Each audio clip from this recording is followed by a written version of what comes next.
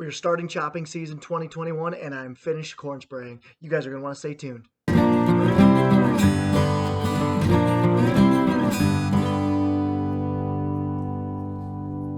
Well guys, good morning, good afternoon, and good evening to all. Welcome to Hartung Family Farms, and today I'm just getting up to the farm, getting up to the sprayer I should say. Just going to do a quick walk around of the sprayer because in case you guys don't know, by the carnage of the front ladder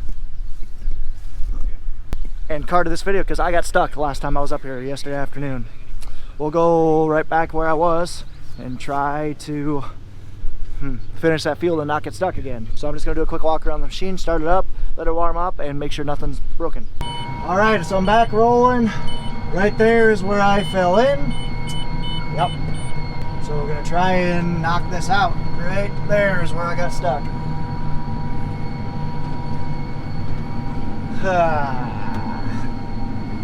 Lots of fun right there. So I had a meeting I had to call into, but that's why I haven't been filming a lot.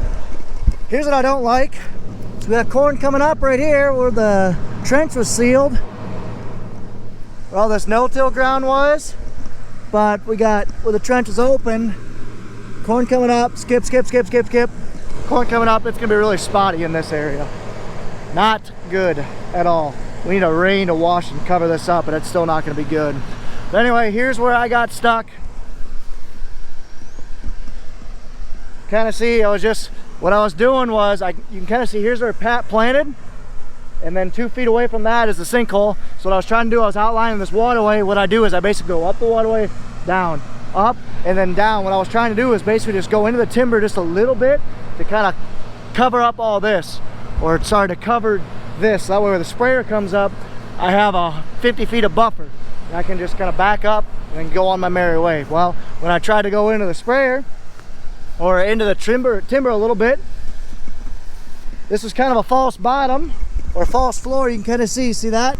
Now it used to be, the dirt used to come up to right here. But as soon as my tire went there, it caved that in, and I fell in. And that's a deep hole. It's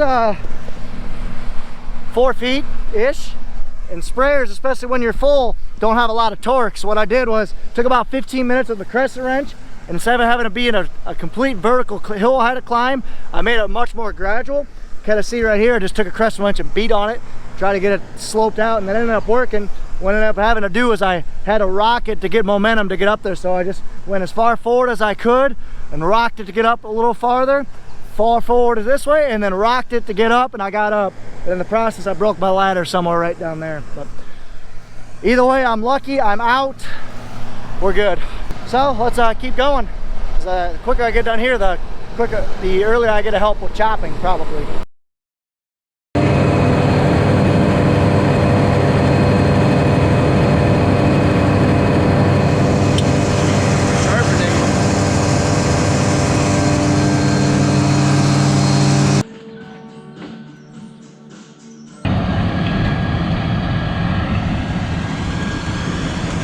Heading out to do some chopping. We're putting up another bag of hay. I think it's a 200 footer. Just to get us by for summer. We're kind of short of feed, silage wise. We're gonna chop some of our first crop, kind of the older hay, grassier hay, for silage, make good feed. The hay's actually looking pretty good for first crop.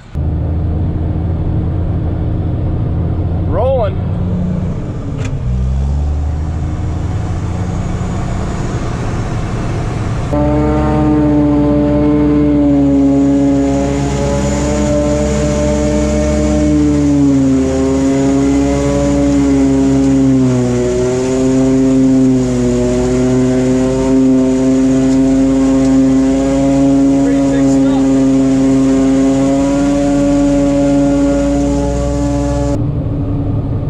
Chopping over here on this hill, and Brian he's behind that tree right now, but he's cutting that field over there on that hill. We got some perfect weather for some haymaking, so I think everybody and their brother right now is making hay. First crop. It's June 1st, that time of year.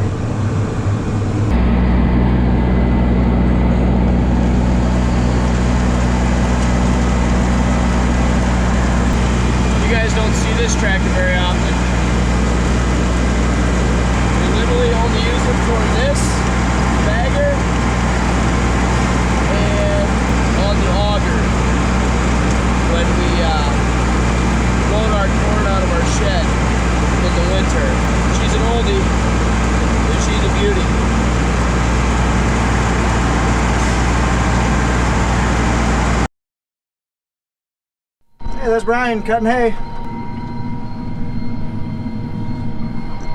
We're gonna be down here chopping this hay here today, later today, and hopefully Pat can get planting it in it.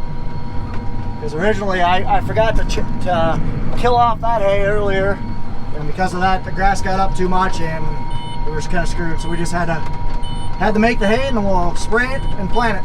So again, Brian's cutting hay in our 190 Maxim tractor and our New Holland H7460, I believe that's what it is. So he's gonna cut this, and then we're gonna chop it later today, and hopefully I'll be able to help out some with that.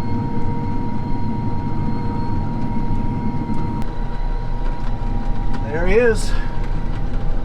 He's gonna cut this, then we got a hay strip over on the other side of the road too. And I think he's actually gonna head to Bellevue. So we're gonna come through and chop this probably, good question. I'm actually not sure when we're gonna come back and chop this, but probably around this late this afternoon, 4 o'clock. This stuff sucks. This side slope I just spun out there. I'm not even that full. I have 150 gallons left in my tank, and I just spun out. Ugh. But I got this little patch done. Again, we have our boundaries are gone, so that's fun. I gotta redo it again this winter. Not too happy with that again. But nothing's broke. Just spun out.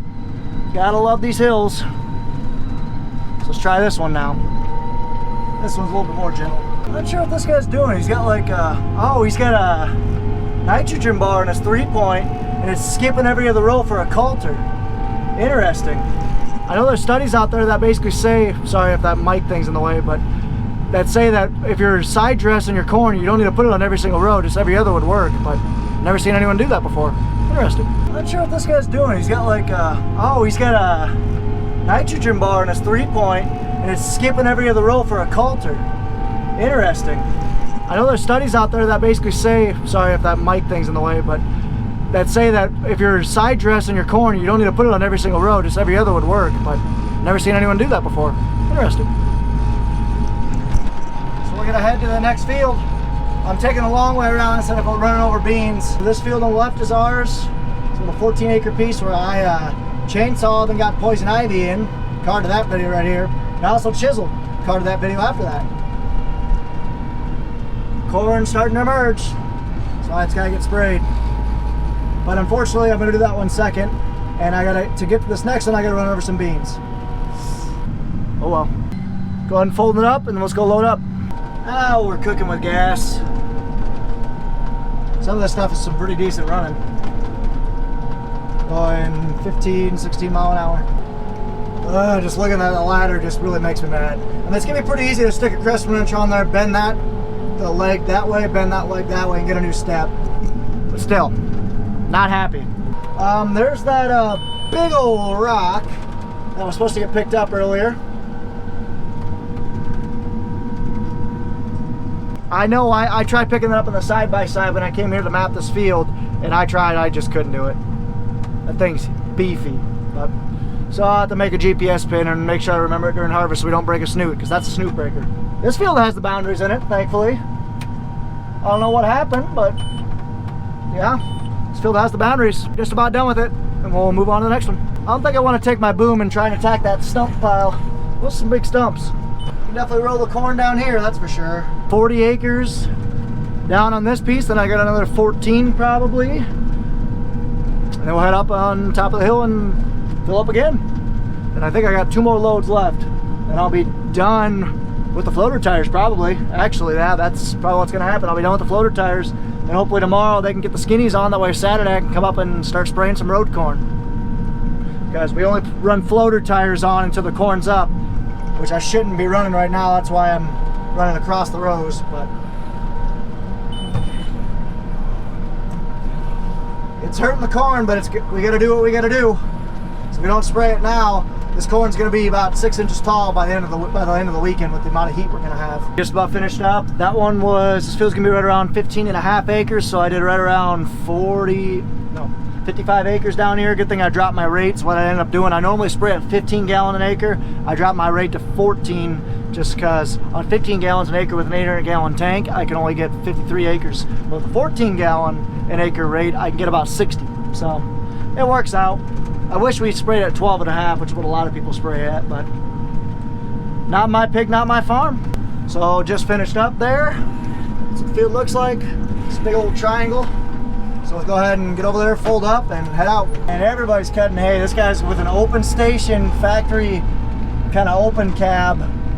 John Deere 4020 is what it looks like. Awesome.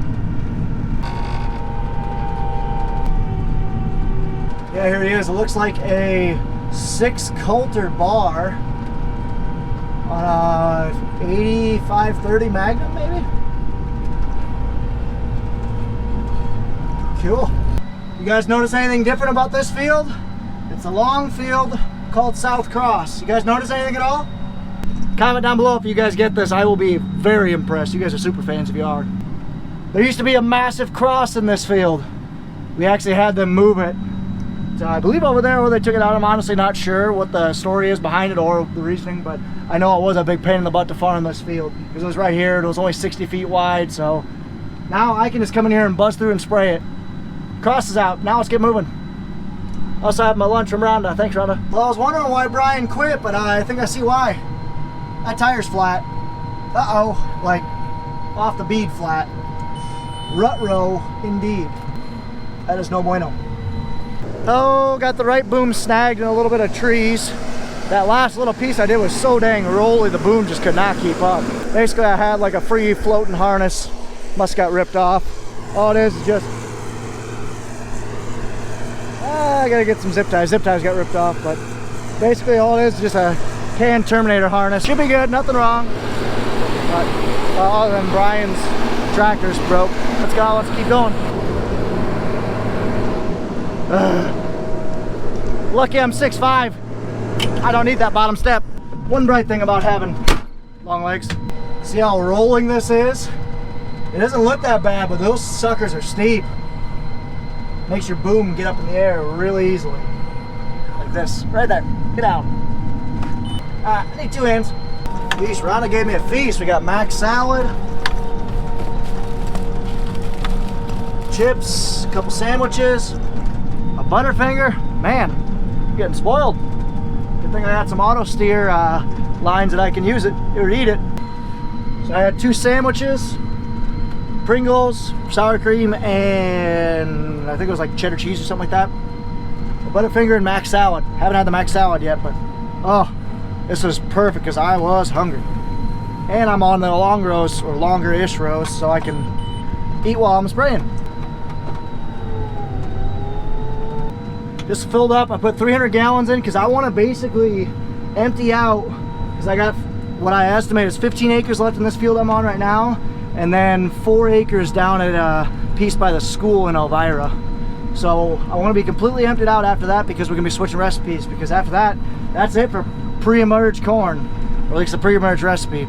They're a little bit emerged right now, so it is what it is. So let's go ahead and finish this up, then head 10 miles south, finish that 4-acre field, and head north and head home. Ah, smells like pesticides, or herbicides I should say. Corn's popping up. It's right at VE. Sorry about the zip ties. Corn's right at VE. A little bit of frost damage I could see. Got dinged a little bit, but that harness that was flopping around earlier that I fixed, still flopping. Gonna try and zip tie it again.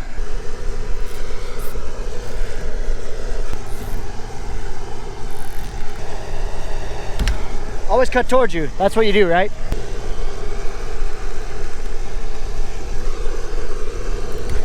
That was a joke. Never cut towards you. Always cut away from you. I'm just a professional. And by professional means I've done it a couple times and I've learned from it. I'm actually taking that broken step as a gymnastics challenge and I'm testing my ankles. See how good they are. So the monitor lied to me. So I have about 5 acres worth of or 6 acres worth of product left. So I'm just kind of sprinkling a little bit over the top. Basically making this pass as I'm going to do right now. Instead of having a full rate, it's going to have like 1.2 rate. Just to help clean out the boom. Bump. Woo. So I'm just pulling in right now. So this is the old Elvira Public School. I have no details about it, but I know it's an old school. And there's 4 acres of ground right behind it that we're gonna farm. There's the old gym, bunch of old classrooms. Know nothing about it. I just know that it's very interesting. So here it is. Just a little square on the cemetery by the school there. Let's get it sprayed out and clean out my tank. Don't know how well you guys can see it, but that headstone right there. R.I.P. Beer. Literally says beer on there. I'm sorry, that's not funny. How'd you guys like that video? We have one more chopping video coming, and then I got a special video after that, so you guys are definitely going to want to stay tuned. As of right now, I am 3 weeks behind as you guys see it, but in the next 3 videos, I actually get completely caught up. I've actually been down in Tennessee these last 3 weeks, so I haven't been back at home on the farm, so I actually haven't been on the farm in almost a month. So I'm definitely going to get you guys caught up at some point, but for right now, we're just going through the backlog videos, so definitely stay tuned. I hope you enjoyed the video. I'm not going to go through the whole outro. You guys know what it is. Peace. Have a good night.